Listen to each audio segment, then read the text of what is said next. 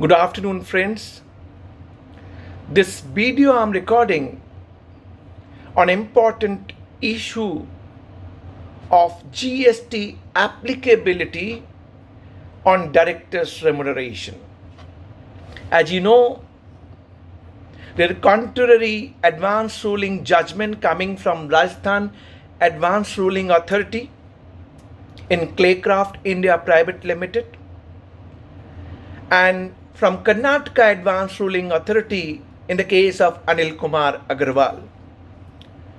A circular number 140 dated 10th June 2020 is being issued by CVIC clarifying two important positions, and that was the position I have discussed at number of webinar during this COVID-19 time period when dispute was raised on Advance Ruling Authority of Rajasthan stating that GST applicable on directors' remuneration.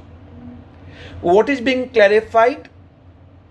If director is working in the capacity of employee and whatever amount remuneration paid to the employee is booked as a salary in the books of accounts on which TDS under section 192 of IT Act is being deducted, then this remuneration which is given in the capacity of employer as salary, GST not applicable in the light of entry 1 schedule 3 which clearly says any service by employee to the employer in the course of employment is neither a supply of goods nor supply of services. Laudable one.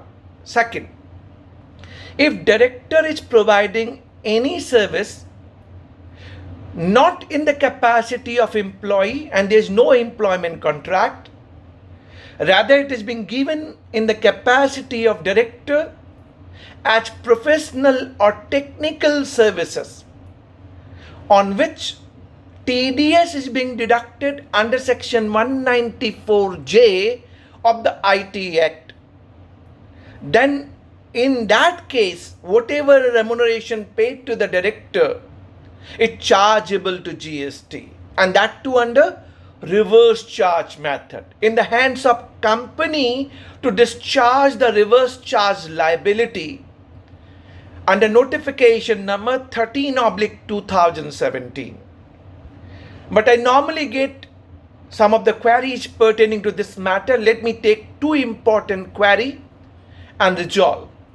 The first query which I get: in case director let out his commercial immovable property to the company, what is the position?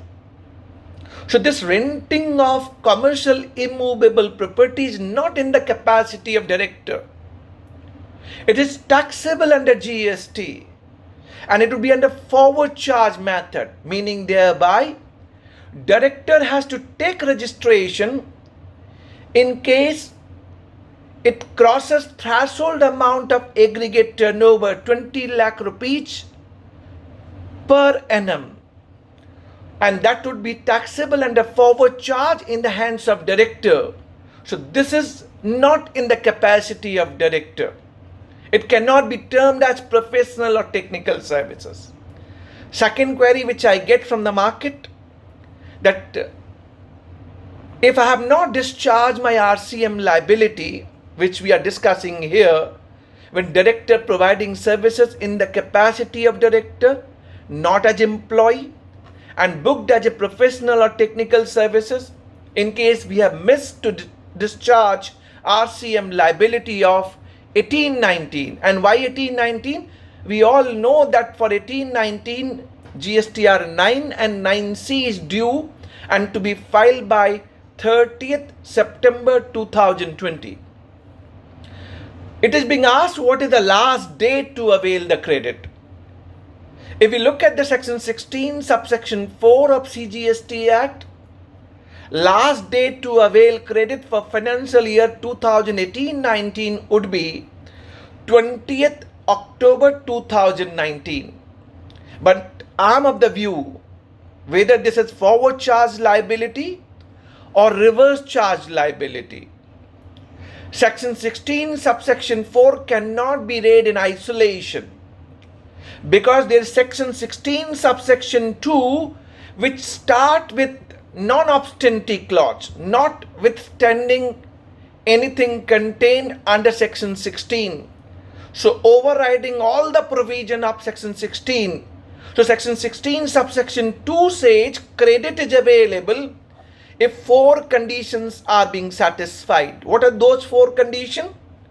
Being recipient who want to avail credit, he must have a tax invoice, he must have received goods or services, supplier must have discharged the GST liability, and recipient must have filed GST return. And section 16 subsection 2 is overriding. I'm saying starting with the non-obstante clause. So section 16 subsection 4, which is putting condition for last date to avail credit, which is 20th October 2019, cannot be, I'm saying cannot be read in isolation because section 16 subsection 2 is overriding the same.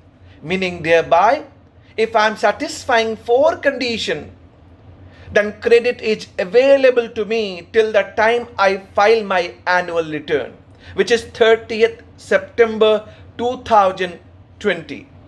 Reverse charge, as we know, we have to raise self-invoice under section 31 subsection 3 clause F of CGST Act.